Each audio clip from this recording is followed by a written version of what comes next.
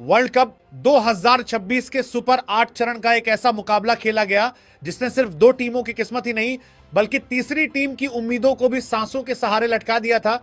और वो मुकाबला था इंग्लैंड और न्यूजीलैंड के बीच, एक ऐसा मैच जिसे न्यूजीलैंड के लिए करो या मरो कहा जा रहा था।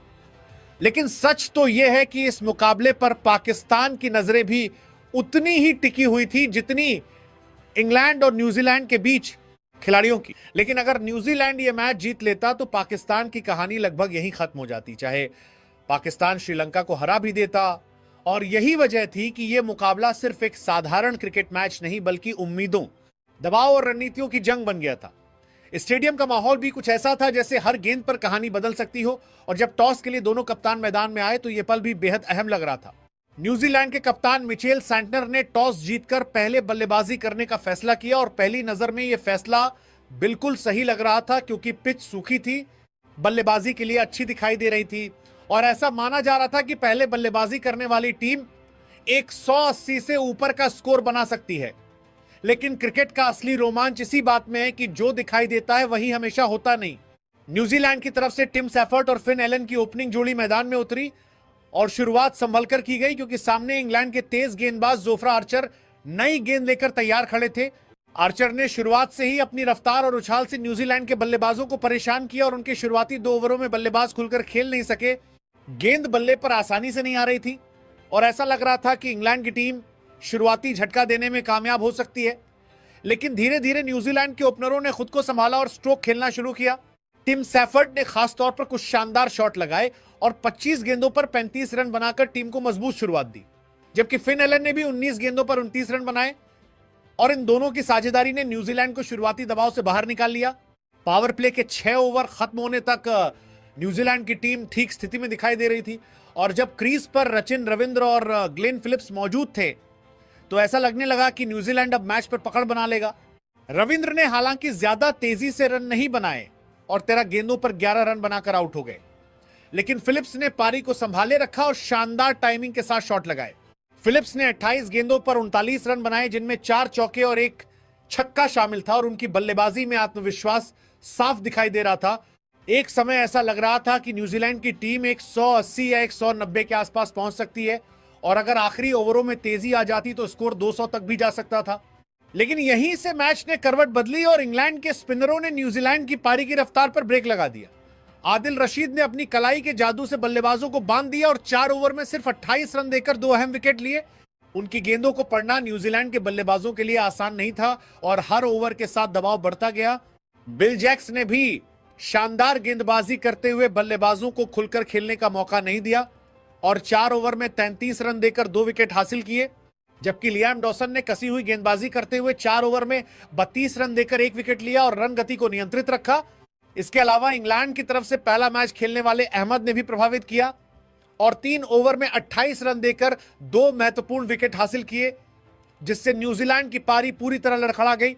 जहां एक समय 180 से ऊपर का स्कोर बनता दिखाई दे रहा था, वहीं न्यूजीलैंड की टीम आखिरकार 7 विकेट खोकर 159 रन ही बना सकी और इंग्लैंड के सामने 160 रन का लक्ष्य रखा। यह स्कोर न तो बहुत बड़ा था और न ही बहुत छोटा, लेकिन सुपर 8 जैसे बड़े मुकाबले में यह स्कोर मैच को पूरी तरह खुला छोड़ने के लिए काफी था। 160 रनों के लक्ष्य का पीछा करने उतरी इंग्लैंड की टीम की शुरुआत एक बार फिर बेहद निराशाजनक रही और जैसे ही कप्तान जोस बटलर और फिल सॉल्ट मैदान पर आए तो उम्मीद थी कि इस बार वे अपनी टीम को ठोस शुरुआत देंगे। लेकिन न्यूजीलैंड के तेज गेंदबाजों की शानदार गेंदबाजी ने इंग्लैंड की सारी योजनाओं पर पानी फेर दिया और पावर प्ले के अंदर ही दोनों ओपनर अपनी विकेटें गंवाकर पवेलियन लौट गए, जिससे इंग्लैंड की टीम अचानक गहरे दबाव में आ गई। मैट हेनरी और लॉकी फर्ग्यूसन ने नई गेंद से जिस अनुशासन और आक्रामकता के साथ गेंदबाजी की, उसने इंग्लैंड के बल्लेबाजों को खुलकर खेलने का मौका ही नहीं दिया। गेंद की रफ्तार, स्विंग और सटीक लाइन लेंथ ने बल्लेबाजों को बार बार चकमा दिया और स्कोरबोर्ड पर रन धीरे धीरे बढ़ते रहे, जबकि विकेटें नियमित अंतराल पर गिरती रहीं।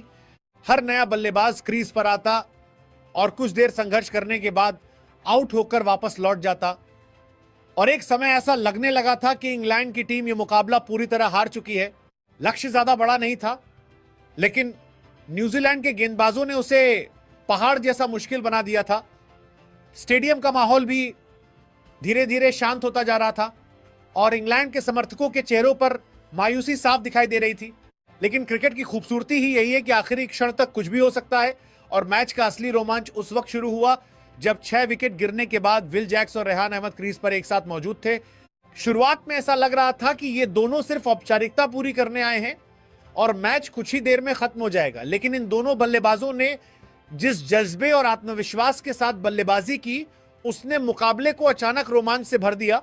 विल जैक्स ने आक्रामक अंदाज अपनाते हुए शानदार शॉट लगाए तो दूसरी तरफ रेहान अहमद ने भी पूरी समझदारी के साथ स्ट्राइक रोटेट करते हुए बड़े शॉट लगाने शुरू किए। धीरे धीरे रन बनने लगे और न्यूजीलैंड के गेंदबाजों पर दबाव बढ़ने लगा। हर ओवर के साथ इंग्लैंड की उम्मीदें फिर से जागने लगी और जो मैच कुछ देर पहले पूरी तरह न्यूजीलैंड की पकड़ में दिखाई दे रहा था वही मुकाबला पलटता हुआ नजर आने लगा।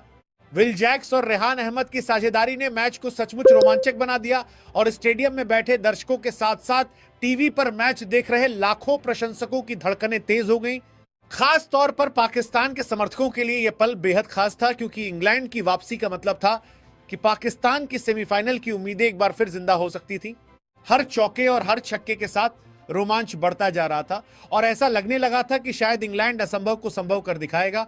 6 विकेट गिरने के बाद विल जैक्स और रेहान अहमद की यह साझेदारी इंग्लैंड के लिए उम्मीद की किरण बनकर उभरी और कुछ समय के लिए ऐसा महसूस हुआ कि यह हारा हुआ मैच इंग्लैंड की टीम जीत सकती है और उसी के साथ पाकिस्तान के लिए सेमीफाइनल का रास्ता फिर से खुल सकता है। और यही वो पल था जब यह मुकाबला सिर्फ एक साधारण मैच नहीं रहा बल्कि उम्मीदों, दबाव और रोमांच की ऐसी कहानी बन गया जिसमें हर गेंद के साथ किस्मत करवट बदलती दिखाई दे रही थी।